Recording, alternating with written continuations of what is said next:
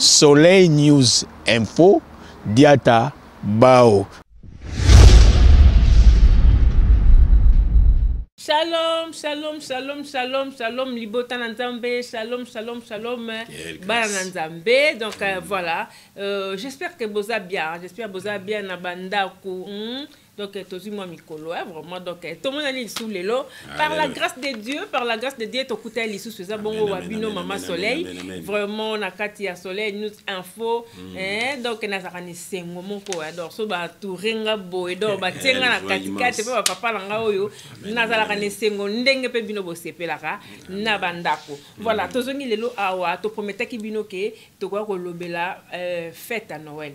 Fête à Noël. Est-ce que fête à Noël, Eza, ma beto? Malam. Donc le titre c'est fête à Noël et ça Nzambete bozo kwe na piège il y a Satan. Donc voilà bozo kota na piège il y a Satan. Alors to promettais ki bino yango na ba papa et biso yotoye lelo liboso na to expliquer parce que to ebike eza na ba te belé ba comprendre mais ba tumsu pe ba comprendre mais alingi ne peut pas comprendre té donc ou soit ayo ka mais à comprendre alingi ne comprendre té voilà au monaka ke note Noël kaka ote ba ne senga ka sa pe ba to kota. Alors voilà lelo to zui grâce oyo nzamba tinde biso basal na ye ba ya vraiment ko expliquer biso bien ndenge ba lobaka o azala mato ya koyoka ayoka. Voilà, et grand merci na équipe Mombaya Soleil News Info donc nzamba to batela biso tozo poussa na malembe kalate tozo kota 2020 na équipe choc na ngakaka vraiment merci na bino so toyo bosala biso tozala a on a kata plateau na biso. Sans plus tarder, nous allons parler papa Nanga. Bonsoir, shalom, papa. Shalom, ma soeur, que Dieu te bénisse. Amen. Amen. Bonsoir, papa. Salut, shalom. Diata, vraiment. Et c'est vraiment, et vraiment, bino. Boni ba santé. Venez de l'Oba, toujours vite à Christ. Avec Christ, tu as la mabundi. Amen. Tu as la santé. Malgré tout, plus que vainqueur. Tu es toujours là. Donc, Dieu fait grâce. Ndenge pebino nzambe asala pebino grâce na bato bazobela surtout na période oyo nzamba pesa bino guérison bozo grâce au biso tozana être en forme comme ça na kabia on peut pas na bino na kombo Yesu Christ. Amen. Voilà papa JF côté na yo bonne santé bonne activité. C'est toujours une joie immense de tout la rabo ndenge to lobaka et on biso to ya côté ya bato yo Yesu akufela.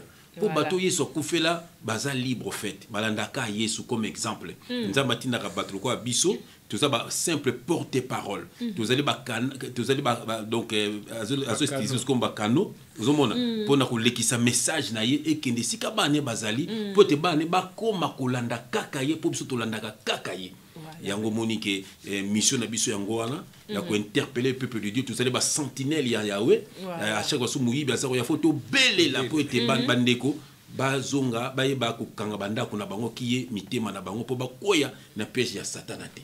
Voilà, ça c'est bien. Na kombo na Yesu Christ. En tout cas vraiment eza esengo makasi avant to kota na kata sujet na sona bike bozo zela to kota mbala moko mais ndenge za la kaka nde papa chef alingana balingala na bakanda. Bon, wamani bon mesano. C'est bon mesano. Ndenge batu batinda ka ba question na bino nde botinda. Alléluia. Voilà donc na za ba question alors ba question na bino botinda ka to za vraiment la possibilité le bango sauté mais surtout à moins de 3 pour ezala mula ite émission papa Jeff papa Tanguy nazo basa na question moko na pe na question mususu frère na biso Jean-Louis Pange yazana capitaine Jean-Louis Pange na Afrique du Sud OK donc yepe après ça qui a senga kinzebu moko mais en tout cas toi na tant que papa na biso Jean-Louis mais to yemba tant que kaka mais après attends papa Jeff ozwa mundu kinaye mais avant wana nana ndeko mususu pa benga kinga alobi na ngai question au maman Soleil tourner là on mingi pas papa JF parce que papa JF azaki ex musicien à mokila uta kuna aye mambwana. Amen. Question na ezani papa JF abi tourner là papa JF est-ce que ba herbozara alcola podium ozoyemba et que ba fanatique na ba mati ba ole sabino mbongo mona mbongo soko matana ile stata moi 50 ne moi 20 no azana ngo même tu peux no senti pela que mbongo ko do senti ba que yona yo pozo zo mbongo zo silate c'est pas bien est-ce que mbongo wana ezaka ya normal ou bien ça kaka sentiment quand il lingaka peut-être serono za qui na nous GF fonge pour quand lingaka GF fonge pour na laisser bon est-ce que bon on est normal ou comment? Amen, à vous répondre. Il y a un exemple, il y a un moment que Fisson Saï a un concert il y a JB Nambonge Bele baboya kamata na podium. Pourquoi baboya kamata na podium? Pour baebi source mbongo wana. Au moment que bambongo wana misusu ezalaka to bazo pesongo bazo zo ba chance na yo. OK. Il y a un moment que Somono na pesi mbote Somono, un ancien militaire comme moi.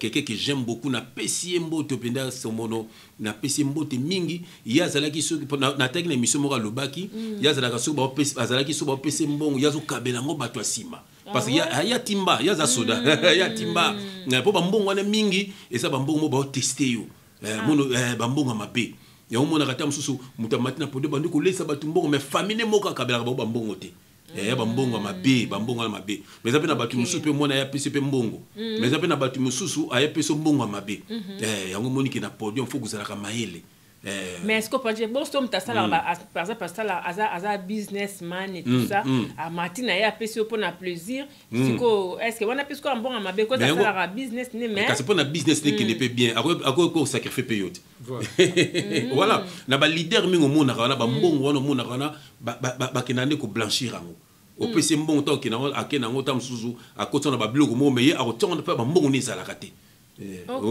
so ba mise oyo batimba te neti ta so biso to na so sankisi mo pese ngape mbongo na tie na poche voilà et ce qui ne ko bloquer fina ngai c'est un peu terrible c'est un peu terrible ba mbongo produit ba mbongo ya ko zwa kate bambongo wana moni pe tam susu exemple neti wenge ya jibene ya wera to bande ko yokana te conseil no to jiba fa bando banga po wera ko tina pe batu ba ko pese mbongo zo mona na bambongo wana ya ko liango te mona tam susu atelo sima pesu yango atali bo et puis ko mingi tala bien ba ifitaka to bambongo ne longi po mbongo ne longi moni ko bebi so longi tande manda chante longi beba batindaka mutu mla ya tie mbongo ne longi après longi beba ba mambuma voilà.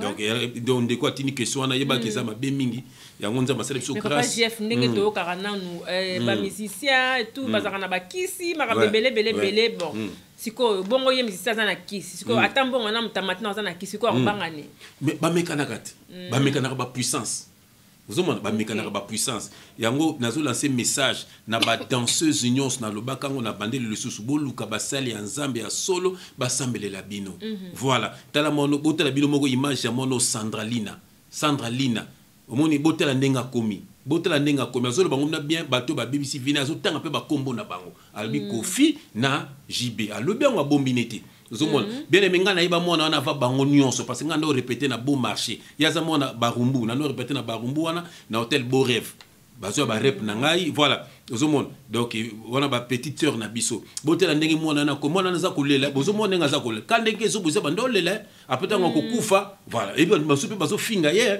mais mona za na besoin aide na osenga na banoso basambela kanzambe neti ba biso pe muto asambelele pe na kwa na ye nzambe ndayo ke la imawa mona wana za pena na détresse elle a des problèmes mais pourquoi luki contact na été bon ndenge lobi bon toluka contact mais déjà na ki azolo ba basala nzamba bon magazo ba basala nzamba lukuta wana ya babima ba ndoki lisusu donc nzamba saleka grâce nzamba sale grâce voilà mais na zolo la monde wana za monde ya kisi makasi ba mbongo za ba mbongo moko travailler muto ya pese pe mbongo biso ba pese ba mbongo to sana ngoni voilà muto beti ba bimisi mbongo pese o sana ngoni voilà c'est terrible voilà au monique c'est terrible au moins exemple ici bazo quand même tout ba 10 000 euros ba 10 000 $, c'est terrible au moins c'est terrible yo quand tu pèse bon boluka na famille na ye nani yesa pesa 10 000 $, boluka na famille na ye nani jibe sa kabela 10 000 $ di kubo azate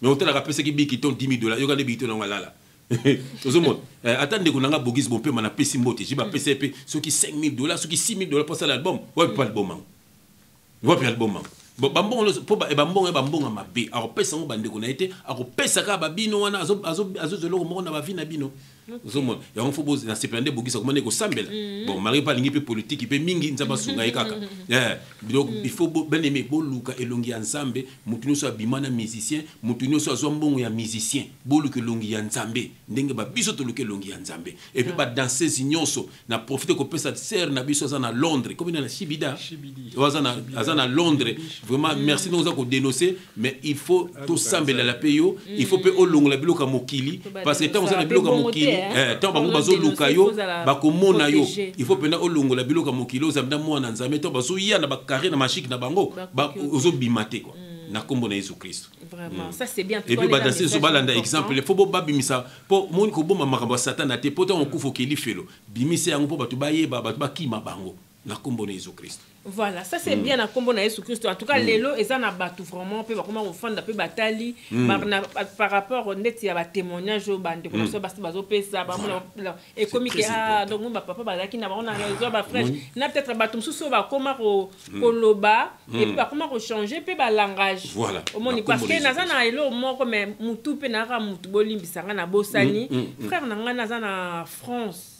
Ah, nzambe na bosa ina komone mais alobaki eloko moko apesanga message mo boye na pesa yo voilà eye alobaki nanga lobi yebisa frère JF ne miso mo to salaka abike otangi kombo ya nani ya ndeko moko boye soki na obino na otanga kombo no famille te parce que famille na yo to solaka na bango parce que mission ngo donc yo otanga comme prénom na ye obino non otanga te pour na protéger famille no ko to solaka et tout ça mais so liko bima na misala na te na otanga kombo no boye voilà après mission na frère wana benga abina que non maman soleil ça frère JF pourquoi outboy otanga kombo ya frère wana il faut tanga no pourquoi zo protéger famille wana parce que atanga ba kombo musu ya batu pourquoi zo protéger famille wana et les qui 4 jours comme ça ou 5 na bosse na ngapende kana sina joka ba message frère wana azongelinga j'espère ozolandanga oyebi azongelinga ananga maman soleil vraiment donc na biso bo ça l'émission journée ngabino tozo tourner kala mingi te na bo sene ko ba on émission le kaki abi nanga so bo tourner na ba papa pardon ko tuna frère Jeff question na te abi pona lali na butu nzambala kisinga abi nazaki na ba doute na ba deux frères na biso wana mais nzambala kisinga moni ba deux frères wana baza nzambe anga na frère tangi oui abi nzambala kisinga do la kisinga pena la kisinga makamna bango ala kisinga na abi soki ba ya ko dénoncer ngam na tinda ka bango abi donc ko tuna question na tetika yo tuni c'est il y aura témoignage voilà les témoignages mais les camarades à mon amabete les camarades zaïli kambo ya mort d'homme te avec les camarades qui ndoki te fait ezaki les camarades ko interpeller frère moko azobima na mwasi ya batu ezaki yango wana bana mwasi ya batu mukolo mwasi kuta pika ki ba crise falaka kufa nzamba sala grâce azoki ba tension falaka kufa to sala kanaye yango garçon enfin on a ngana dénoncer ye na comme ne tonton mais na ko tanga kombo ne ya famille pour famille to sala bien en fait et maman na bango na ba sœur na ye na ba frère na ye na grand frère na bango mutunanga yango to baki na ba no dénoncer pour et puis combat famille on ya yebana te na famille on bande on ba yebana na combat famille wana une fois to tangi combat famille wana ba mona ko to yete po pe na Bruxelles yebani ti ba to ba yebani nde o ba yebani bazali yango na boyeki nanga ko tanga combo bon c'est ça quoi mais et puis ça dit ka pe bien pona ba ne azotika pe ka mwasi yango te pour ba mona kayeka na mwasi yango mukolo mwasi akenaki fete ya mwana na classe akuti ya mimi mwana yona lobaki nzambe akofrape ye na kombo na Yesu Kristo ya dondoka na mosa batu muta bengisi mosa na kisasa moni ayena ya pese mukanda na musala makambo tu abose na bana yozwaka bebisa fia batu ndengwana voilà yango monike to manda tenga koma mboke zate m'appelle bon et puis batu bayibi na bonté ke zayi omoni na meta ba Bruxelles bayibi te ke zayi batu bayibi ke zayi ye moko kaka na batu bayibi likambo ngo ozomona po batu bele banga ba ke ko beta même et pour place ça la kabatu et pour na msana mso pe to na ba boxer to na ba maître na msala na biso oui ba pour na kanda ya collègue na biso balinga ba ke ko beta na msala place ça la ka omona ngai mutu la pekisa. D'accord, donc on est aquí le roi neti témoignage donc il aura genre à témoignage donc témoignage me sous parce que son nzamba osala il faut témoignage et puis on a pekisa ya pona mama na bango ya pona bandeko na ya on a pekisa ba ke ko betete botiki kaka nzambe muta betaye D'accord, ça c'est bien. Message est passé, papa JF. Et ça, dans serre, nous sommes soupés en France. Il n'y a pas Bengaki, avec Alingaf Mako Pesana, comme on a une pesate au fait. Amen, amen. Alika a secret, n'a y a Nzambe, n'a bien maman soleil, l'oba, l'Ikambo, au Nzambe à Sali. Abi à Sala, je crois, à un mois, alors par le beau qu'on est à gauche, douleur ma casse. Douleur, pena douleur, à comprendre, mais qu'est-ce qui se passe? Un mois. Le beau à gauche haute. Pour Eric Ngamaya Tchakadura.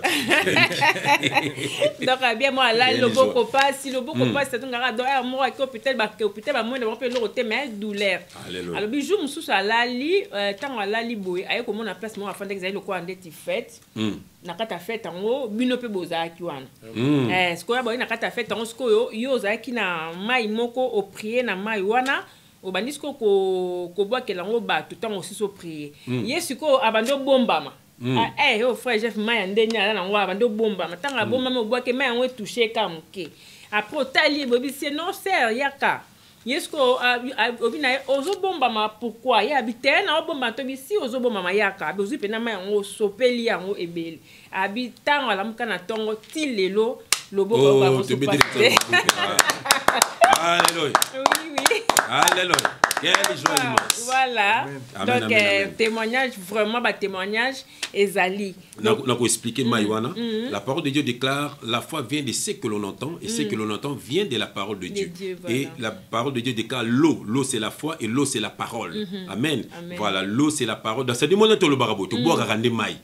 Mais on a un lobo to lobara oyo yango za ko bikisa milimo na bato voilà donc nzambe apambola ye lelo so ko bika lisu na kombo na Yesu Christ amen voilà donc papa Jeff todo pour ça vite fait question ya suki ezala ki bamsu batuni tuni nanga papa Jeff est-ce que bato basala la théologie que ngo comme pasteur ou que non ndinga théologie pour bakisa pe mayele eza mabe to malamu na ko répondre ngo une minute kala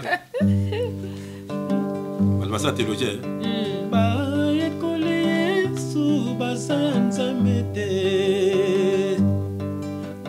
bakela si baekole Yesu basa Nzambe te Nzambe te ndatinda bango bateya tellement pe baza nelo kwa koteya te yango bakeko yekola Yesu pena suka akoloba yebi bango te pena suka akoloba yebi bango te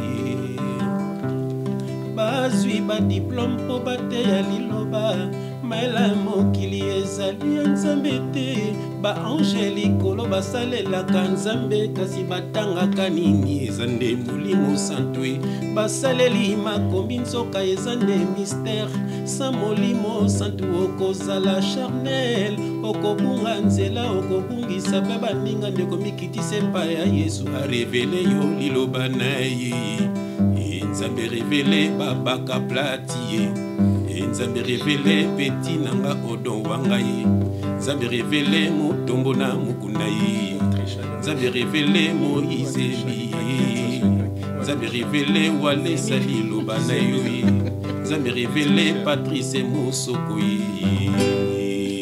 en tout cas donc Nzambe révélé bango liloba po ba yebi liloba te bango bamsu baza ba sataniste bamsu baza ba théologien omoni bakeko yekola Yesu nzoka théologie la tini omoni neti théo wana théos eza lokola Dieu na message ozomona donc eza lokola théologie eza lokola Nzambe na liloba na ye basangisi yango bazwi yango ale bakomisa yango ba classe na bango moni nde bamsu basalelaka pe Bible mais basala yango mabe nzoka liloba Nzambe eza koloba ke mama c'est par l'esprit Nzambe ne se révélaka na mutu ya ona bagi na bango te Moïse tango Nzambe asake 10 commandements Moïse ngeno tanga ngo wapi akotaki courir pas comme 10 commandements et oteka pa Nzambe Paul azokoma azopesa batu azongela pesa ba chrétien gratuitement ngana frère tangi to bande ko kuma to kumaka chaque jour et utaka wapi mafoza kama on amuka na bandu ko kuma na Facebook le peut frère na so lando pembele akomane ka ko kuma et utaka papa Nzambe to sara ba vidéo chaque jour to taka na ba réseaux sociaux et utaka Nzambe nda révéla ka biso ozomona liloba Nzambe ezali ke mutu abongola motema tande ba sere baza ko témoigner na parole la pamba abiki na loboko Nzambe révéler atanga akenda théologie pour mona bongo non moni bato na bakina ba théologie on bayaka na ba français moko boya lukuta pour ko séduire 1400 après donc voilà donc yango monique ko théologie et ça ma béming au comme charnel au comme quoi robot ba robotiser yo omoni ba robotiser yo donc tant que na bâtiment on passé imoye do abiki na ta ona ko lela ta ona ko sala donc kambu ya donc azali programmé. Nous sommes conduits par l'esprit. Il y a un moment qui fait un notre bandité. Fait un atteint la biso 2 Corinthiens, je crois. Notre bandité. Et ça va répondre à la question. 2 Corinthiens. Ouais. 2 Corinthiens 3, 6. Non, 2 Corinthiens. Faut 2 Corinthiens. 2 Corinthiens 3:6. 3:6, voilà. J'ai le nom du Seigneur Jésus-Christ. Amen. Il nous a aussi rendu capables d'être ministres d'une nouvelle alliance. Non de la lettre, mais de l'esprit. Car la lettre tue, mais l'esprit vivifie. La lettre tue, mais l'esprit vivifie. Ils sont morts par les Écritures. Il y a un batangi lipa, bakeli sabatu lipa, batangi 20, bakeli sabatu 20. Unzokande lipa, wana c'est la parole. Jésus a dit, je suis le pain qui est descendu du ciel. Ça dit, bango batangaka, basele mango batangi, bango bakeli nango baklas, bana révélation l'ilobati. Donc ça théologie ça m'a béming passé mon limo centre à ça la souté pour monter banda côté ezaki so landaka mateya nzaba ko peso modèle au monde à partir modèle yo bamli côté ya au monde net Jésus azaki yenda za modèle parfait ya biso nyos au monde net frère tangi à partir ko landanga à partir ko talanga bon fait pas kumpi côté azu eloko wana eza bongo ba même so à partir frère tangi bazu liloba ezaka bongo nzaba pesa ka modèle apesa Abraham apesi bat apesi abengi Paul apesi batite apesi ba comment il s'appelle encore Timothée banine abengi Moïse donc c'est comme ça nous avons appelé ça un modèle donc eza yangwana bozote ya bozote likambo yo moto atie bozo o azote ya ngope bino ya ministère au fait voilà nous disons dans le ministère il y a réconciliation bato bazonga pa bazonga na maboko nzambe donc bato yesu akufela ozomona voilà ya omoni que théologie eza ma bemingi. Et puis bon ba théologien ba koma bible théologien bien aimé a koma bible té théologien a copier a recopier makambo nzambe pour mon ba ba Paul andotina na ba Corinthe bango ba ke ba zuango ba tiangwa makambo Moïse ba Torah bani ba ke ba zuango bango ba koma bible té ba zuka makambo wana ba tia et puis ba longol makambo susu Judas pas comment ba tiate Marie de Magdala pas comment ba tiate do ba tia o sepelisa bango. Voilà, il y a un monde balanda la bango ba belle table beaucoup belle ba théologien surtout ba baka plati. Voilà, donc voilà to leki na bisone ki bongo ba question donc il y a qui d'autre fallait tout n'est plus fallait papa a expliqué donc eza ko aider papa Jeff to ko tambala mo papa tangi to ko tambala mo na kati ya sujet na biso et l'autre ko lobela Noël voilà Noël eza ya nzambete et on to baki ba nyusko mo ba Noël faut ba changer ba combo moni na ndenga mabete neti ranson hier Noël à liboso yewana pour quand moi ba anniversaire il faut changer combo biso to peke combo ya bien Eric Ngiama les ana ngo bien ndenga mabeta mutu na biso pour soka kufi na combat Noël okende li felo alors ba origine na combat Noël lelo voilà va to kota mbala mo na habité papa est-ce que mundu ke fait ça la makamnango comme ça to kota mbala mo na si je na ba ko imiter biso ndenge ba lingi ba ko imiter mundu kité et do nzambe quelle joie immense voilà.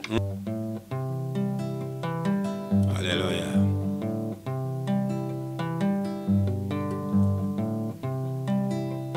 Bonne année, ezali ya nzambe te o. Fête ya Noël, ezali ya nzambe te o. Saint-Valentin, ezali ya nzambe te o. Saint-Nicolas, azali ya nzambe te o. Mona nzambe ndenge nini ofete ba fete ya motindo yo. Ce sont des fêtes païennes, rien à voir avec Dieu. Ozokota na piège na bango ba fetaka banzambe na bango. Ndenge nini ofete ba fete ndenge moko na ba sataniste alors koza mona nzambe yo. Mawan Mona nzambe ndenge nini ofete ba fete motindo yo. Ce sont des fêtes païennes, rien à voir avec Dieu. Ozokota na piège na bango ba fetaka banzambe na bango. Ndenge nini ofete ba fete ndenge moko na ba sataniste atakoza mona nzambe yo. Aye.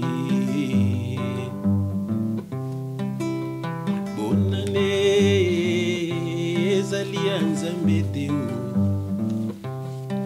fete ya noele ezali ya nzambe te Saint Valentin ezali ya nzambe te Saint Nicolas azali ya nzambe te Halloween ezali ya nzambe te Mona nzambe ndenge nini ofete bafeta motindo yo Ce sont des fêtes païennes, rien à voir avec Dieu Ozokota na piège na bango bafetaka banzambe na bango Ndenge nini ofete bafeti ndenge moko na basataniste Alors koza mwana nzambe yo aye Mona nzambe ndenge nini ofete bafeta motindo yo Ce sont des fêtes païennes, rien à voir avec Dieu Bazo fete bafeti na bango bafetaka banzambe na bango Ndenge nini ofete bafeti ndenge moko na basataniste Alors koza mwana nzambe Masolange adiataye Mawa N'aimez pas le monde ni les choses qui sont dans le monde Celui qui aime le monde est ennemi de Dieu Vous êtes tombé dans l'ignorance Ignorance, yeah, yeah. Ignorance, yeah, yeah. Vous êtes tombé dans l'ignorance Ignorance, yeah, yeah. Ignorance, yeah, yeah. Vous êtes tombé dans l'ignorance aïe Ah ouais Ignorance de boumi bateau Kifana kuiti nde boumi bateau Idolâtrie nde boumi bateau Ozanga koyeba nde bomi bateau Ndeko nanga lando pembele lobela bango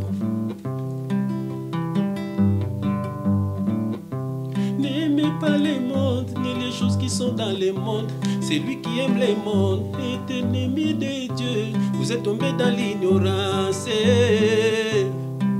Ignorance, yeah, yeah. Ignorance, yeah, yeah. Ignorance, yeah, yeah. Ignorance, yeah, yeah. Vous êtes tombé dans l'ignorance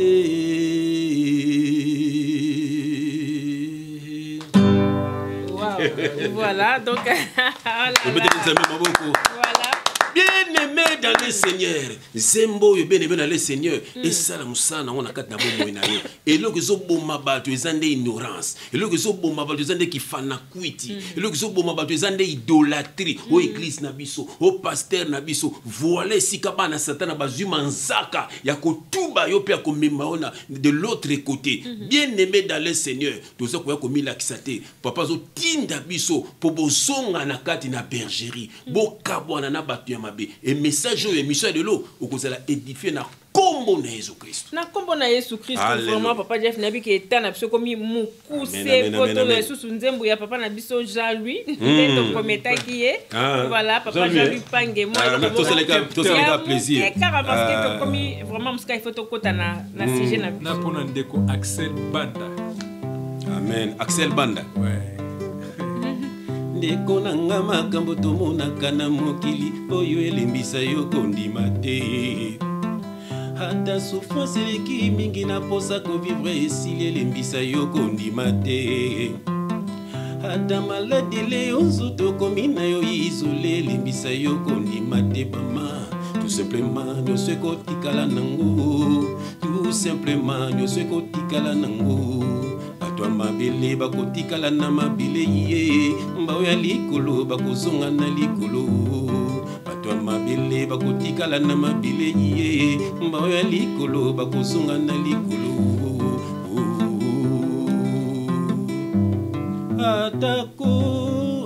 Atako baboya yo ye Atako viku mabololo Atako souffrance leo nzoto Atako bato mokili babwakisa yo ye Masi esi ya pona yo ye Masi esi ya pona yo Masi esi ya pona yo ye Masi esi ya pona yo Kombo na yo eko mama na likolo na ba angelo bayebi kumba Jean-Louis Mpange na ba angelo bayebi kumba Tangi Bangala na ba angelo bayebi kumba Ser Violene na ba angelo bayebi kumba Solange Biatay na ba angelo bayebi kumba Françoise Motema na ba angelo bayebi kumbo nanga.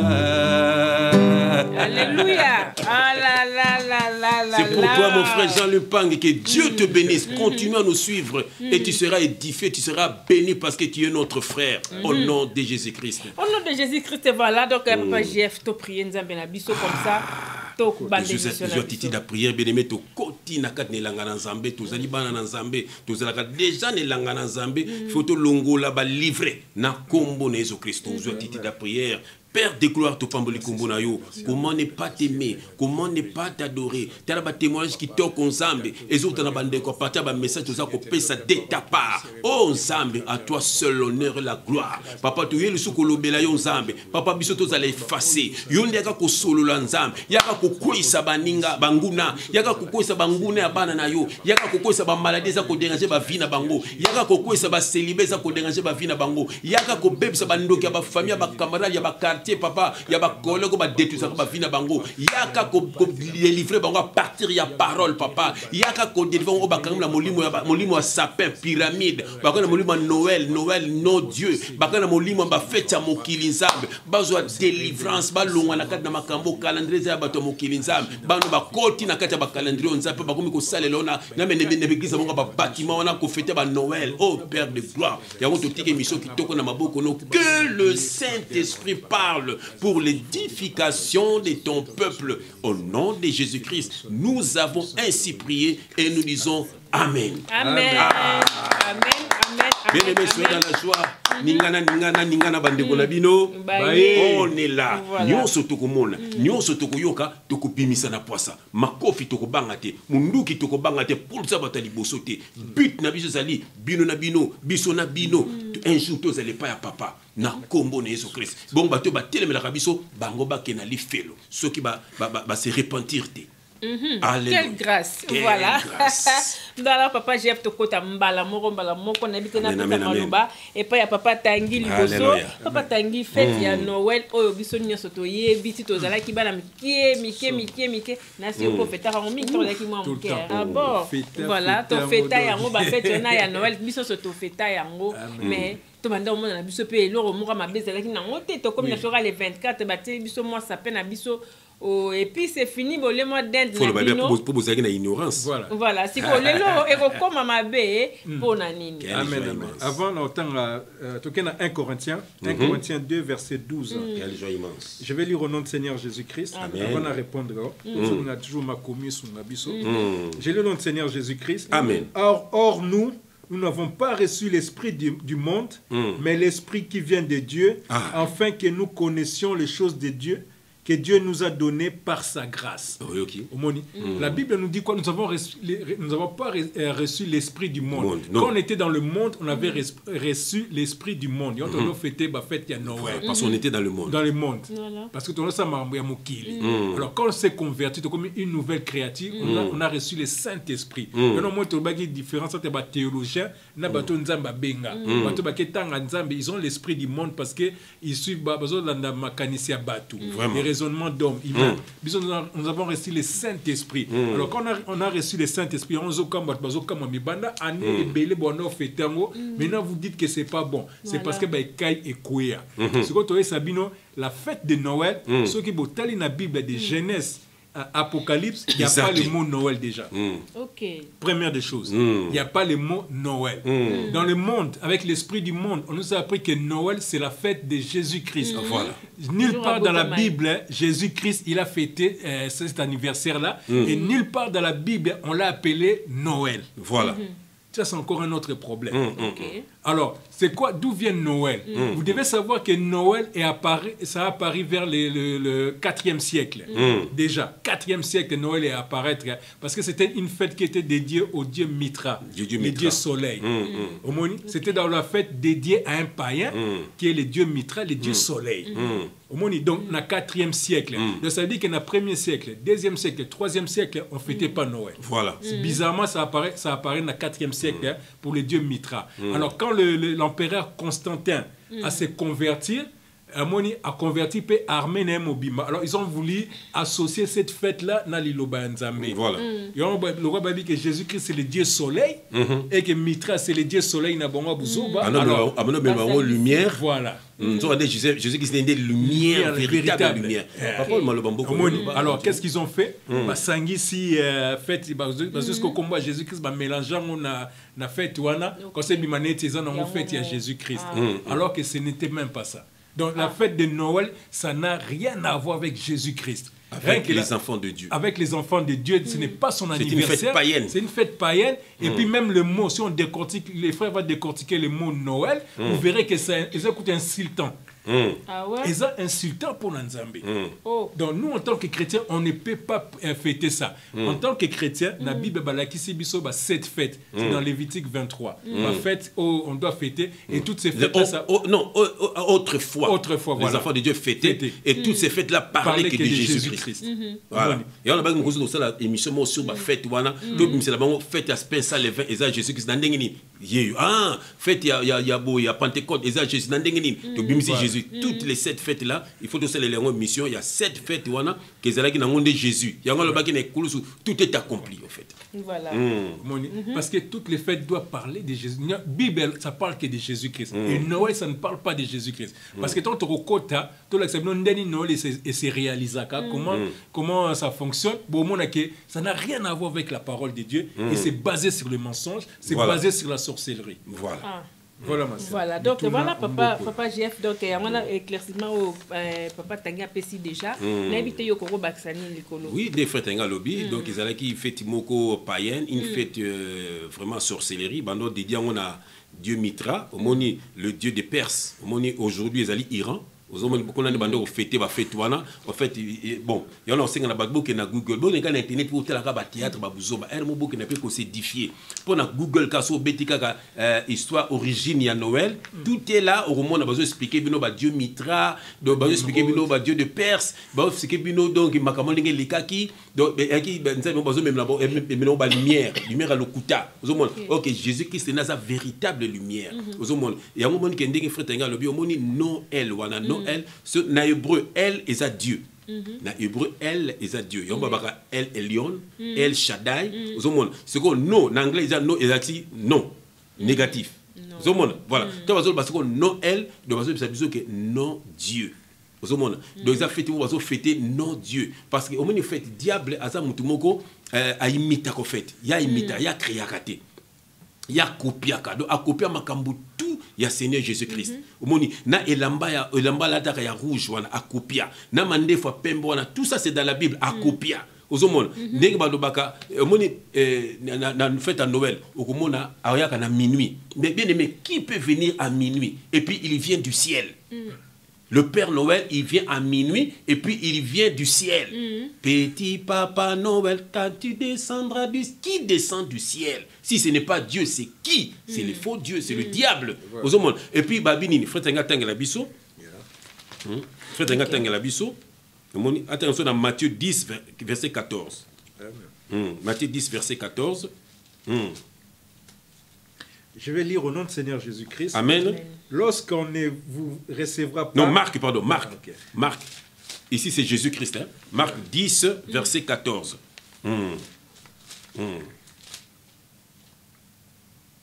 Marc 10, verset 14. Voilà. Je vais lire au nom de Seigneur Jésus-Christ. Amen. Jésus, voyant cela, fut indigné et leur dit, laissez venir à moi les petits-enfants et ne les empêchez pas.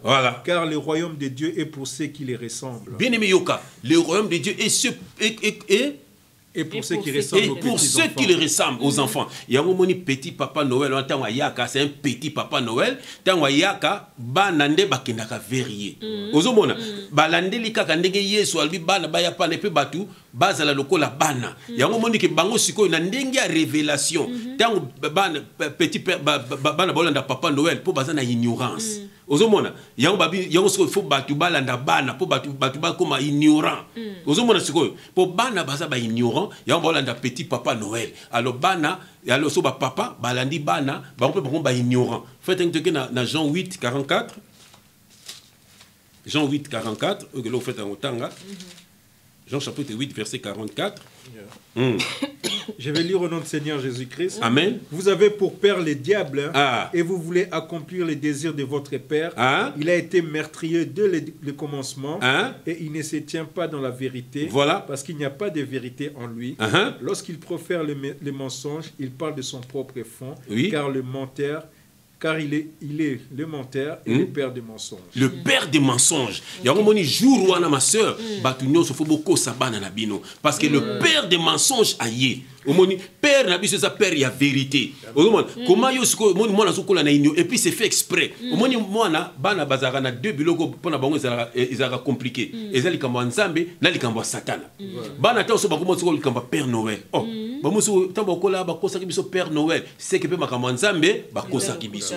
Omoni c'est fait exprès. Omoni c'est fait exprès. Ya omoni que Père Noël wana eza makambo ya lokuta, ezali invention ya satana, bazo fetende de totangi, bazo fetende mitra. Moni va fêter Dieu soleil. Moni à l'époque on peut savoir lumière. OK, Jésus-Christ c'est lui qui est la lumière de la vie, bien-aimé. Ta vie, son vie ne peut la mourir des par Jésus-Christ. Faites un grand sur Éphésiens 4 18.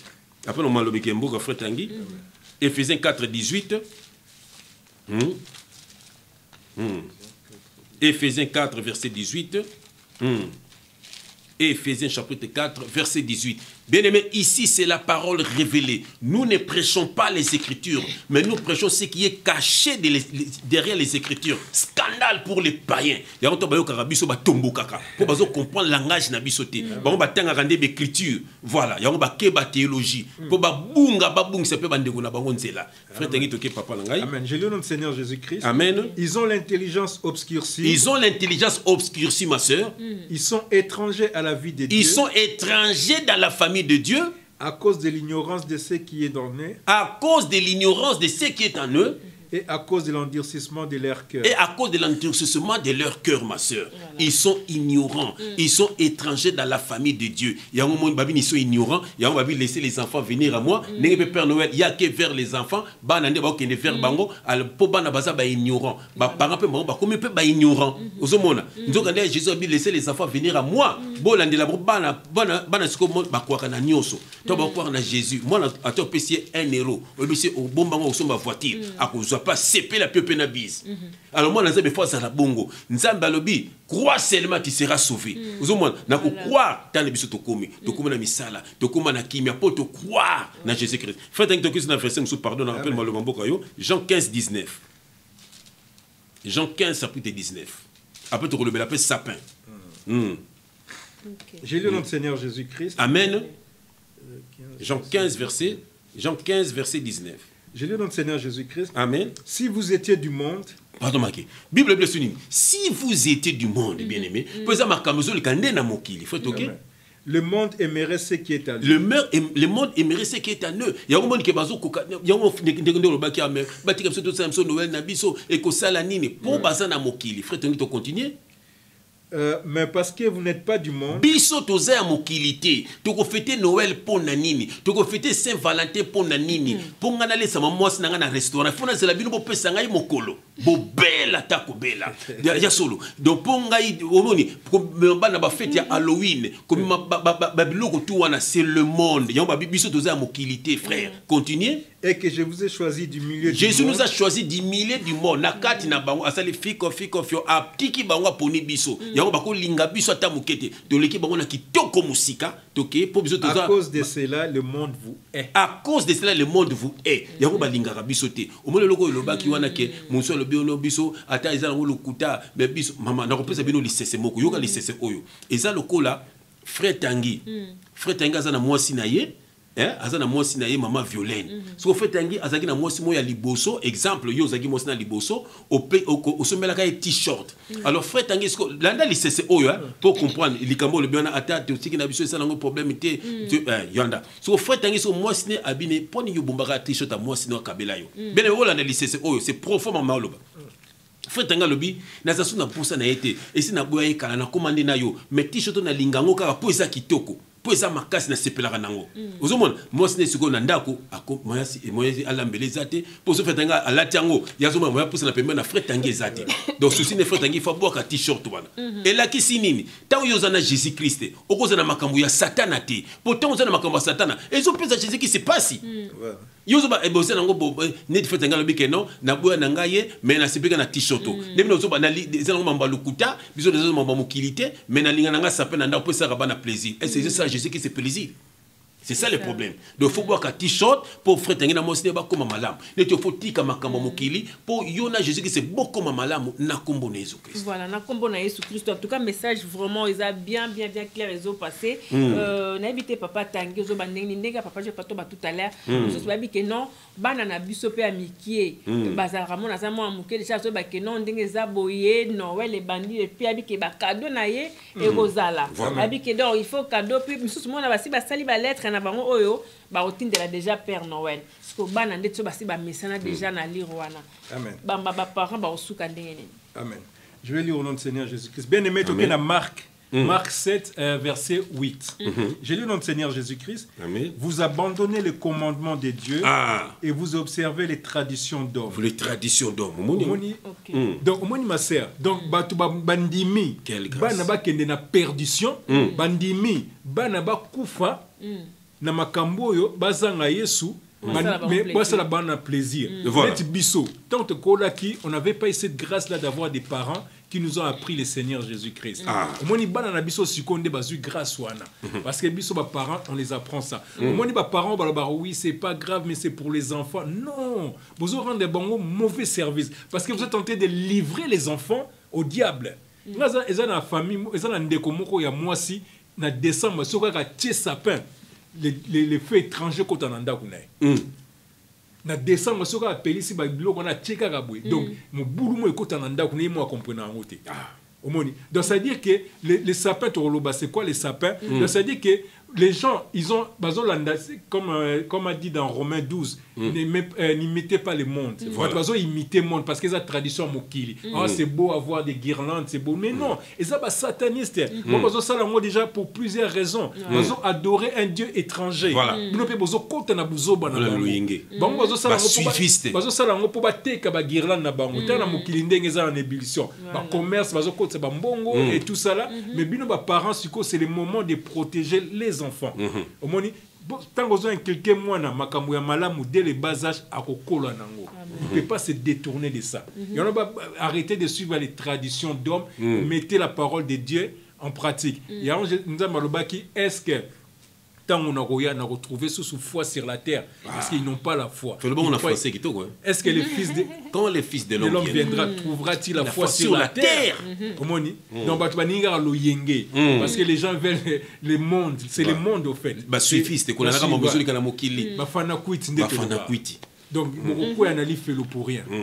Voilà, mais avant tout pour cela malé parce que message nous qui vraiment message moko donc clair donc voilà bozolanda ba spécification pourquoi pour fêter Noël voilà mais si quoi papa j'ai fait le moko et les kelinga mutu rezo yemba na moni obandi na fête ya bonne année za mabe bonne année siko ngana kuna bonne année liso ekoti na makambo amen donc siko parce que tout le monde a même attend na ba église des réveils to benga ba église bâtiment kuna pe ba boya na ba pe ba linga pe Noël te ba pe ba fêter Noël c'est bien alors ba fêter belé ba fêtera peut-être na moni ba fiche ya ba Moïse Mbie ba fiche ya ba Karambiri ba fiche ya banani ya ba tatou ba on est la traversée donc Noël parce que la plupart ba fêter Noël te mais par contre ba fêter bonne année dans les 31 décembre ba okalawana boke ba payer boke Satana abobanga bomabino donc ça veut dire akoko bomabino na moitié na anay mobimbate pour donc nzambe lekaki na makasi na fin l'année de Yesu aleki nzambe na makasi azola bibende yango faut que le la nzala yango to biki bato yeso kufela papa chef mususu eza bongo mususu raison eza que non to ko remercier Dieu parce que abateli biso durant toute l'année donc barambeleki ndenge na ndenge na mais to komi na fête ozo kota 2020 to kota 2020 ko kumisa nzambe non tout nos ma sœur est-ce que nzambe abatela biso selon calendrier question penga na zongi sérieux est-ce que nzambe akwisa ba calendrier uta likolo ke so penga na tenue est-ce que bi ke ba chinois ba na calendrier na bango voilà est-ce que ba calendrier so senga ba calendrier ba romain ozomona siko donc ça veut dire siko eza ignorance yo siko ke kuna po na ndenge nini bokoti ande asika bo siko yana ba pays mususu bakoti ande asika te po ba kala calendrier mususu yana décalage ozomona siko rien à voir avec Dieu ma sœur calendrier ça na bato ya calendrier ya bato mokilo yo biso c'est la calendrier ya ba romain ozomona déjà un ban bandibu vendredi pour na bango dimanche pour na za jour à reporter so pour na biso ya dimanche bango ya vendredi bakina na ba ozomona siko ke non il y a un problème. Ça n'a rien à voir avec Dieu. Les gens sont charnels, ma soeur. Les gens, avec Nzambe, au côté na une année de grâce. Au côté na une année de grâce, ça veut dire au temps na Jésus-Christ. Na ko solo moko. Siko biso o mona mena bandako. Tamso au côté na année asika. Neto batu ba batam susu. Frère Tangi tam anniversaire na ye. Eza fête ya mokilité, eza fête na ye, yenda ko kisimbula. Ozomona akokipe, pourquoi pas frère JF, ça Solange toke na biso kolia moi na restaurant. Et donc ma bête. OK. Pour ba fête na yo moko eza ma bête, fête ya mokilinde ba kosibino ke eza ba fête oyo. Ndora ba mo fête lo mususu. Yo bi dans zo fête zo kota na kata ma bango ya wa fia ba tibeli eza ma be. Tala au Saint-Valentin, fête ya impudicité. Ozomona na ba to ba balate ba kena ba hôtel. Jone yinda kamabe. Ozomona. Jona to ya ekobe matarana mokili. Ozomona je même moi si toi linga jour on a azana mobile nzoka bosé le lande Satan ozomona bosé la Satan ozomona et puis je peux tamso zoki pezemi moi non abota na molimo mabe na molimo Saint-Valentin moi non abota na molimo Saint-Valentin et puis bolati pe rouge noir maman bolati pe rouge noir est-ce que bobiti na rouge c'est le sang.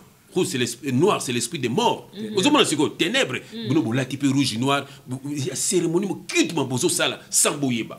Vous avez dit, il faut que bimana makam. Il y a des gens qui sortent du milieu d'eux. Vous avez dit, Halloween, vous fêtez la mort. Vous se déguiser, na ba mort, na ba zombie. C'est un problème. Mais papa Jeff, papa Tanguy, nous comme les 31 décembre, n'expliquer. Au monde tinga na ko fa na ndako. Na ko ke ko fêter pour na fêter banzambe na bango. Nga selon calendrier dans le selon nga te selon biso bananzam moni calendrier on to bagalelo lundi lobi mardi selon ka calendrier ngo mais na ko fêter ba fête na bango te mais so de côté mbula sikape pourquoi nga lokende ko sambela parce que nzama batela nga pas selon calendrier wana donc na zane loka ko salate ngaze loka ko salate parce que nzama batela nga te selon calendrier wana donc c'est bien bien ndako ezarate moi bolambi moi biloko les premiers bana des alara je te répète manzung moi même jour on est comme à moi 5 il y a une émission de ma sœur il y a une émission maman ko la mané pétrolier ala ba déjà chaque jour mais à quoi la mané pétrolier tolier ba to côté mbula sika bon oui na ndenga calendrier à to côté 2020 ah maman yo ko se skumbula ni pour apata calendrier to ba mbula na biso to kokisa mais egoti na ngati na sala ba boucan na ki na sala ba fête pourquoi pour na côté na makambu na bango c'est ça ma sœur. Ça, c'est bien. Voilà. Je vais lire au nom du Seigneur Jésus-Christ. Luc 4. Je commence à partir du verset 18. L'Esprit du Seigneur est sur moi parce qu'il m'a oint pour annoncer la bonne nouvelle aux pauvres. Il m'a envoyé pour guérir ceux qui ont le cœur brisé, pour proclamer aux captifs la délivrance et aux aveugles les recouvrements de la vue.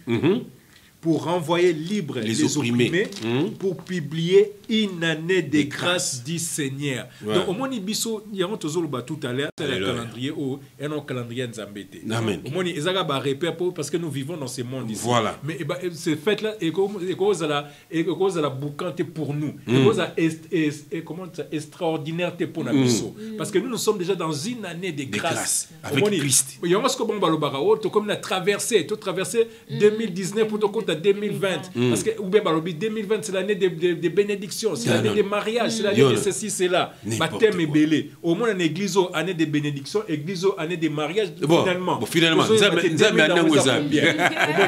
alors que au retour et chose étrange donc avant au moins comme la 2019 parce que c'est là 2019 et si là, quand on compte en 2020, on 2019. Bon. Parce que ça n'a pas marché pour eux. Par contre, 2019 et si là, parce que soi-disant l'année prochaine, c'est l'année des grâces, c'est l'année des nids. Et puis, l'année décembre, il y a 2020. Au moins, nous, on sait la tête parce que Bisso, tu as déjà dans une année des grâces. Et dans cette année des grâces là, nous sommes battre la Bisso. On n'a pas besoin de faire des sacrifices il y a décembre. Non. Il va gêner depuis les 30, les 1er décembre. Non, bah gêne, bah tu peux ça va mbongo, tout ça là, ceux qui va premier. Parce que les amis action de grâce c'est ça. C'était pour nos pasteurs. C'est les pasteurs qui s'enrichissent. Qu'est-ce que ça a à voir avec Dieu? Ça va pas les premiers janvier. Oh bah on peut ça mbongo, on peut pas lier au thème. Attends, donc comme si diable chômeur pendant toute une année comme une chômeur. Allez, ce qu'on a comme la fin de l'année le bandi qu'on a biso ba exo ba ça na job d'étudiant en décembre, diable peut beaucoup comme si étudiant. À ça la période le 31 décembre, job Nessi. Vraiment, voilà, ça c'est bête comme l'absolu vraiment malin benasuka. Mais papa GF, na source sous témoignage à serre mon bossé, on a le biboué abi. Au moins chaque année. Ceux qui a veillé des affaires les 31, il faut qu'il veille, les 31 il faut qu'il veille. Une fois que veillé, elle a encore à Néwana, ne pas dire cause à moi bien. Mais elle a encore comme un problème, pas problème. Bitumba, pas problème, pas problème finance, pas problème ndenge. À qui par année, peut-être normal. À ça là, à Kenda, ce que je me suis à une décision. Non. Année vraiment on a veillé, tu as prié car on a mon anda, on a remercié, on a sapé, on a mon payé, on a sapé, on a pasteur. Abi à sala constant, abi à sala constant wana. À Kenda veillé, Alexa va prier, on a beaucoup remercié, on a zara, abi à sika, ok. Abi ceux qui année nyo ça comment côte. Aza au moins un problème exacté. Ah voilà. Papa m'a dit que des ans non, il a vite fait passager, mais on venait de vivre wana. Mon amour souté, à la vie. Oh. Bon, il faut comprendre. Dans la deuxième année, avant de comprendre. Depuis on a lobby, maman soleil, n'a jamais. Ma soeur, c'est pour te dire que bon, Babylone va faire des nuits. La Bible est exacte. La Bible veiller et prier. Pourquoi il n'a pas à s'attendre? Veiller parce que ce sont des vigilants. C'est la vigilant. On va veiller des nuits. Comment jamais veiller des nuits? Veiller et prier. Soyez sobre. Soyez sobre. Pourquoi il a piège à Satan à tête? C'est la vigilant. Voilà. C'est ça. On va veiller des nuits. La Bible est athée. Ils annulent la parole de Dieu au profit de leur tradition. Et ça, la tradition d'homme. Les gens sont charnels. Ok, Jésus-Christ, ma soeur. Sauf que Oyambis Mabu Moinayo, aujourd'hui, Kimia, aujourd'hui, repos, au côté de la corps de Christ, au bas de la Makila, Jésus-Christ, Satan a son monde à néoté. Romains 8, hein? Romains 8, hein? Les gens message de le lot mais tu aurais été éclairci bateau. Bien mais yoka chrétien, yoka. Romains 8, chapitre 8, verset 1. J'ai lu notre Seigneur Jésus-Christ. Amen. Il n'y a donc maintenant aucune condamnation pour ceux qui sont en Jésus-Christ. Ah oui, oui. Babi, il n'y a donc maintenant aucune condamnation pour ceux qui sont en Jésus-Christ. Alors, il y a Jésus-Christ, ma version, il y a bien côté. Il y a Jésus-Christ, Paul, Christ en moi, l'espérance de la gloire, ma soeur. Il y a Jésus-Christ, au Kanigène, pour que Damboula Sika. Il y a Jésus-Christ, il faut appeler ça Dimnanga. Il faut ça la bonne.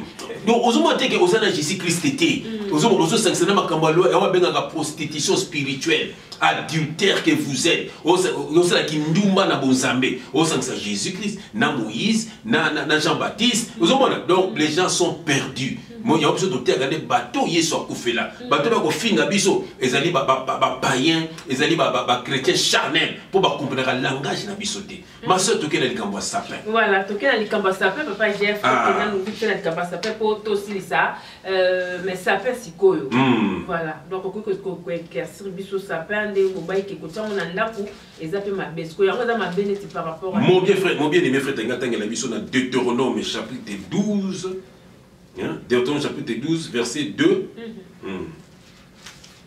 Verset 2. Arbre vert.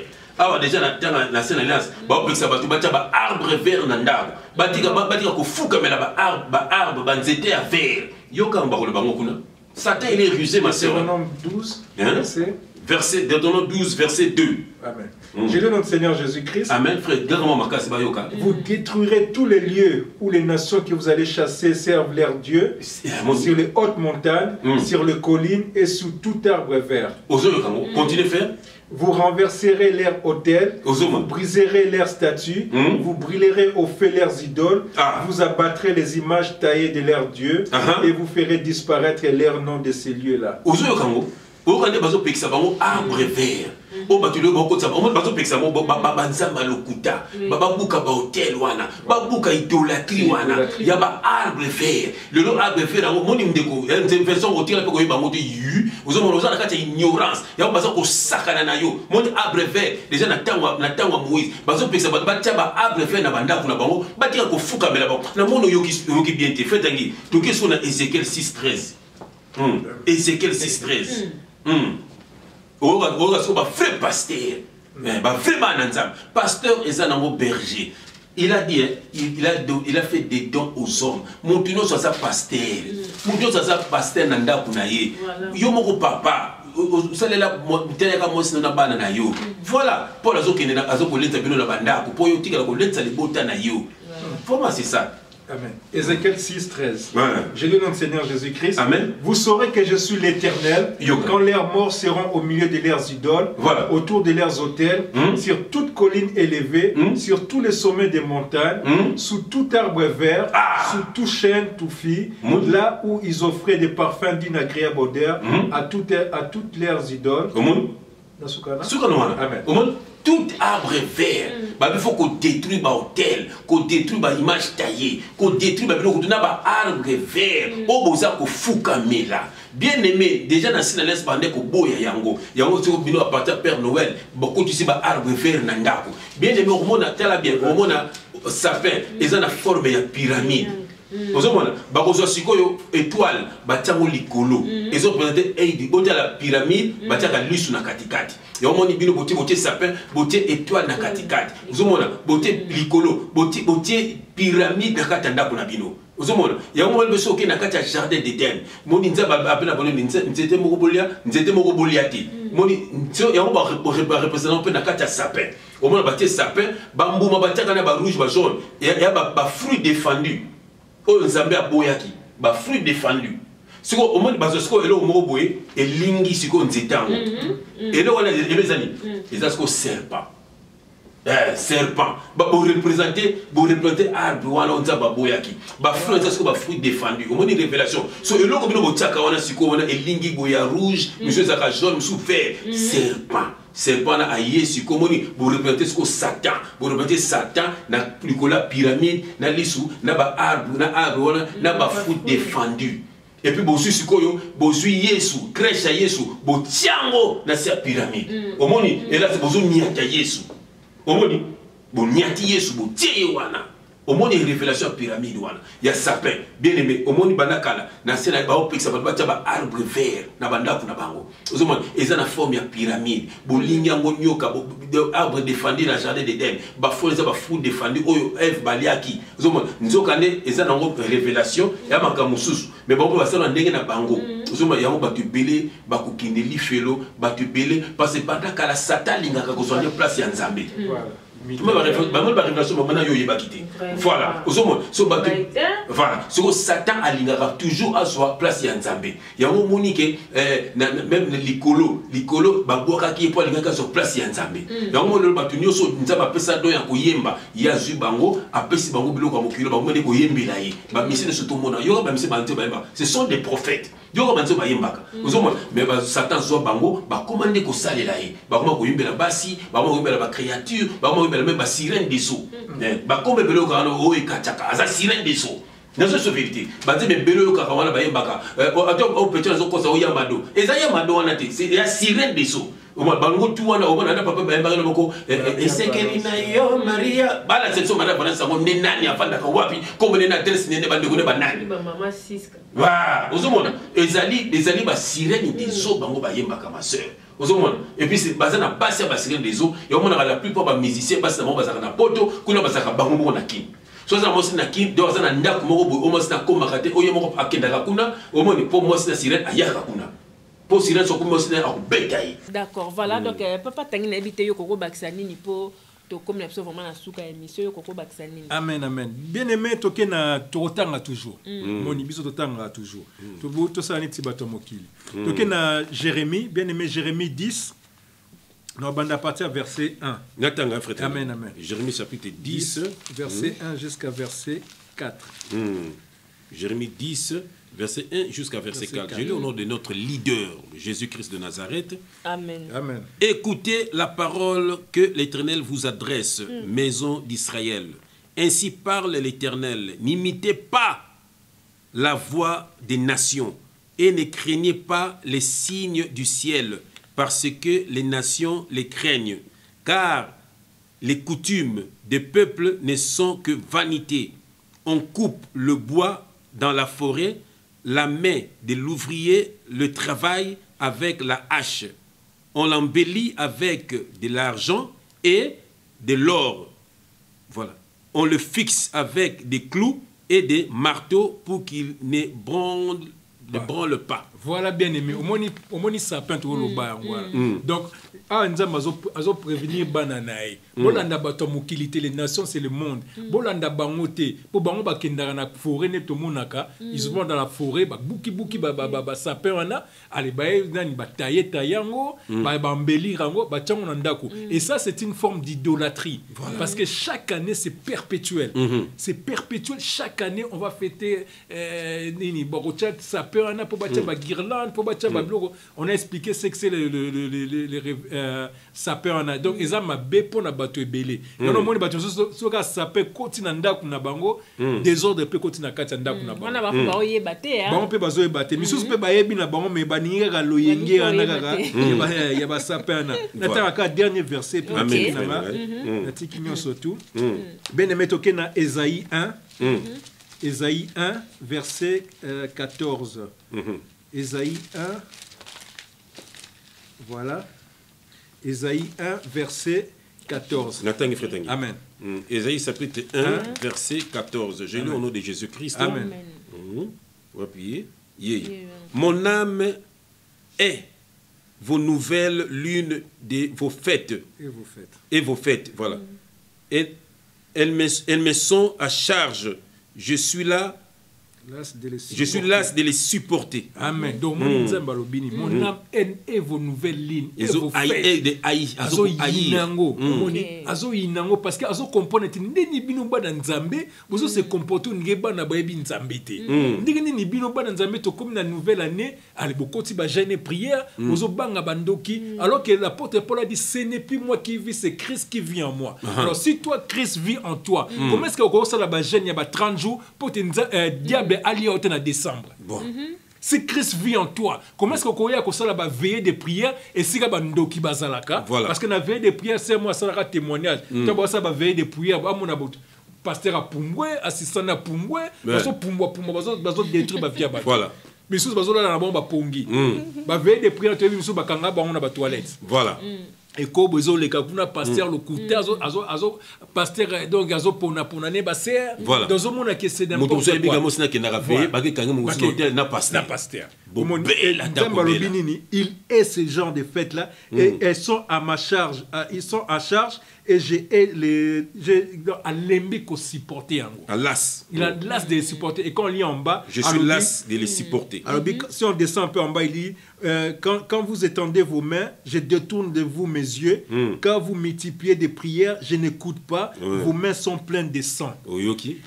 Donc et ça va bloquer que Dieu ne permet pas parce que ce n'est pas biblique. Quelle joie immense. Vraiment, c'est vraiment Tobi qui non.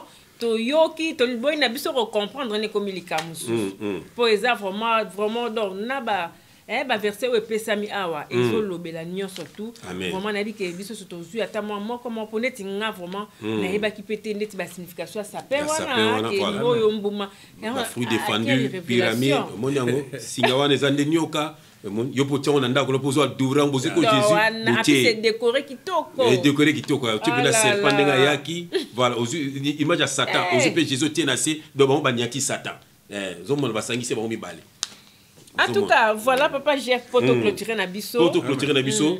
Mon bien-aimé dans le Seigneur. Attends, il y a 3 versets. Donc, il y a dans Apocalypse 1:14. Il y a un cas dans le Bible Cambelaxi, même pas une minute. Apocalypse 1:14. Apocalypse 1:14. Je vais lire au nom du Seigneur Jésus-Christ. Amen. Sa tête et ses cheveux étaient blancs comme de la laine blanche, comme de la neige. Ses yeux étaient comme des flammes de feu, et ses pieds étaient semblables à les reins d'argent. Là, on parle de Jésus-Christ. Babinini, ses cheveux étaient blancs. Il y a un Père Noël, il y a un mandé Fapembe, il y a un a imité Jésus-Christ. Donc, il y a deuxième verset, il y a Ésaïe 63, 1-2. Ésaïe 63, 1-2. Au moment de Père Noël, il y a une image de Jésus-Christ. Au moment il y a au moment pour Jésus-Christ, c'est la parole. Okay? Je lis le nom du Seigneur Jésus-Christ. Amen. Qui est celui qui vient des dons, des brostas, en vêtements rouges. En vêtements rouges. En habits éclatants. En habits éclatants. Et se redressant avec la fierté sur la plénitude de sa force. Là, on parle de Jésus. Mon Père Noël, à quel il a fait l'amba rouge. Au monde, à Tepe Mandé Fapembe. Donc, bomber les lots. Faites un guide au pays. Donc, on a Ézéchiel 1:4. Ah bon, mamie déjà. Alléluia. Ézéchiel 1:4. Tous le monde esprit n'a bon, on a bien aimé. N'a pas imitateur.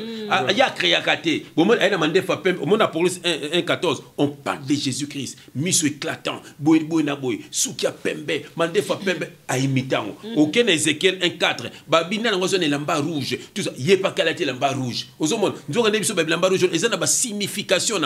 Donc, qu'est-ce qu'on ferait tanguy? Dans Ézéchiel 1:4. J'ai le nom du Seigneur Jésus-Christ. Amen. J'ai regardé. Voilà. Et voici, il vient du septentrion. Septentrion, donc du nord. Une grosse nuée. Et une gerbe de feu qui répandait de tous les côtés d'une lumière éclatante. Au centre à laquelle brillaient comme des reins polis. Sortant, du milieu des feux. Voilà. Okay. Voilà. Ah, au moins, il y a Père Noël à Yaka. Il y a un charrette dans le nord. On parle de qui? On parle de Boisol Belayete. Mon dingue pas Yaka. Botela bien. Il y a ce que ça botamaki. Babi ba même des bazalakit. Mais ba vous basé ba pouk. Na ba maseke. Bota ba t-shirt wana. Ba maseke. Et ça signe ya maseke. Ba on te bati ba nyama wana. Na signe maseke. Misu bati ba mbo. Bati msi matoi. C'est le diable, bien aimé. Vous avez fêté, il y a diable. Vous avez fait l'alliance. Vous avez bien Nzembu. Vous avez un piège à Satan. Frère Tanguy, verset sur le capítulo, puis bon, au revoir. Donc, dans Matthieu 24 et 43, dans la Bible. Matthieu 24 et 43. Bien aimé, bien aimé, Jean 15, verset 5, une biche. Une biche au bataille en zéton, il y a gâteau, on a bachaka. Vous avez des bien aimé, vous avez des miliama. Dans Jean 15, verset 5. Faites un la biseau. Matthieu 24, 43. J'ai lu au nom du Seigneur Jésus-Christ. Amen. Sachez-le bien, si les maîtres de la maison savaient à quelle veillée de la nuit les voleurs doivent venir, ils veilleraient et ne laisseraient pas percer sa maison. Ouyo Tiango. Bomoni, est-ce que Tangango? Ceux qui mettraient baka air voleur à Kouya, Angara la laté, point nini, pour amona ndenga à percer. Voilà. Donc, mon voleur, c'est le Père Noël.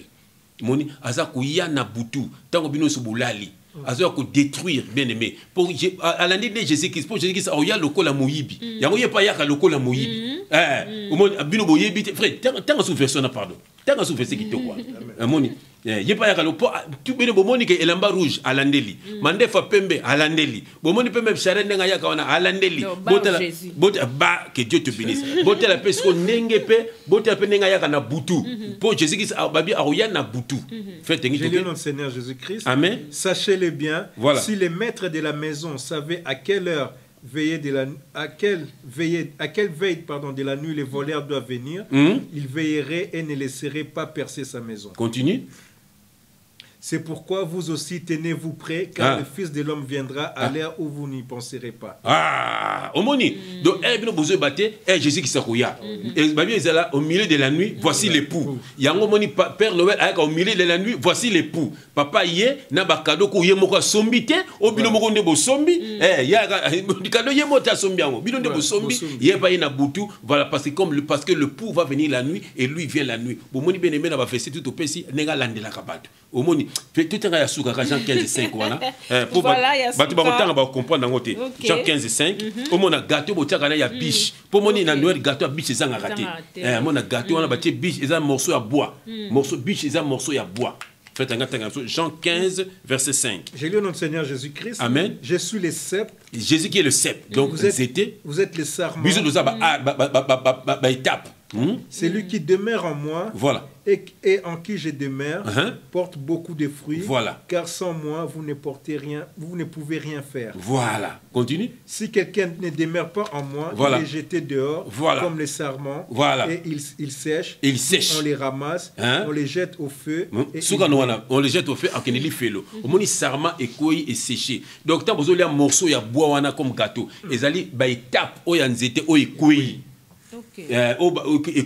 Donc boza konde ko milia po bino boza ba tapo ekoi au moins révélation no bino boza ko milia po bino bokeli felo babi nzeto ne ekoi e ko kendeli felo o ekangami na nzete e ko bota ba fruit mais o ekoi e kende na moto yango moni morceau ya bois wana bolia gâteau bomituna pourquoi kasi gâteau na morceau ya bois bomituna donc elle a dit que étape ekoi o ekende na lifelo yango ndeza bino yango zo représenter bino bozo liango sapin zo représenter arbre défendu bambuma za ba fruit défendu singa botiaka wana eza serpent bo décorer na ndako na bino bozo Jésus botie na se étoile botie likolo œil ya pyramide voilà révélation à sapin batu bele bakone lifelo ndenge babina Osée 4:6 mon peuple est détruit faute de connaissances. Voilà, en tout cas, vraiment, message est très bien. Message est très bien, papa Langa. Nzambe a pambola bino message vraiment est passé. On est à la randeka na lobaki liboso na baki ndenge balobaka o azana matoya koyoka ayoki donc o azana motema kosalela asalela parce que o bazolo ba après et ya kako ba biso oza mituna abenga voilà et ya ko maté que après a ba bando laksa biso ngona suka combien vraiment mais ba frère tangi balobaka donc et comme déjà trop tard donc on est comme déjà moto on commence à le rendre tinzamba bandela mokili po o salela no ngoté donc c'est le moment voilà nzamba pambola bino surtout mituna ezali botindela biso bomoni que chaque émission mituna botunaka to mekaka kotuna yango donc botindela biso et pas frère na biso Guilin Gasaki na pesi mbote pa na yo c'est un frère qui t'aime beaucoup il est au Canada frère Guilin Gasaki il y a publié la vidéo na biso un frère dans le Seigneur notre frère à nous tu n'es pas seul frère on est ensemble voilà que Dieu te bénisse que Dieu te protège. Ah, ça c'est bien, voilà. On peut nous faire un outil par Maman Soleil, Papa Guilin Gasaki. Donc, Nzamba Pambola yo. Bon, partager bah image vraiment et que le monde entier et pas un bateau bah de qu'on a biso msou bazaki peut-être bah ignorant bah yo capé message oyo et ça là vraiment bien. Na bandeko bazaka makasi ya okata vidéo to permettre bino bokata ya ngobo tinda tabat na so a fait potobi ke kuna wi fait zaka na moi mobulu mais so bazio atam ne fils ke ndambu message et koleka biso mingi na bi communauté masala ba rando ataka alobela biso mingi rando voilà to pesio pembote na Jonas pesio mbote matola Jonas en tout cas ça c'est bien nzambe na lola apambola bino bambote belé na tina diata ma jumelle mbote no yango wana ba mama la joie bambote na bino yango wana donc voilà mon beau frère Alpha Kumu papa Alpha bambote no yango wana et sans oublier mon yaya Nes Makia diata bao papa Jonathan bambote na yango wana vraiment boza tellement ébélé donc boza tellement ébélé nzamba bomba biso nzamba batela biso donc Maman Soleil bambote mais na équipe marabo limbisa voilà donc équipe Maman Soleil News na lingi bino mingi donc là je vais directement fils à maman exo petit mais costaud voilà exo petit mais costaud yola simbeli bisa caméra na sima exo yewana rythme zinga gilo bakala la boza tellement belé sans oublier équipe na Congo là nazomona Muna Alain BCBG et Abed Achour voilà merci beaucoup nzambe na lola apambola bino tokutani mbala sima Nakata Soleil News Info au revoir et bye bye. Ciao.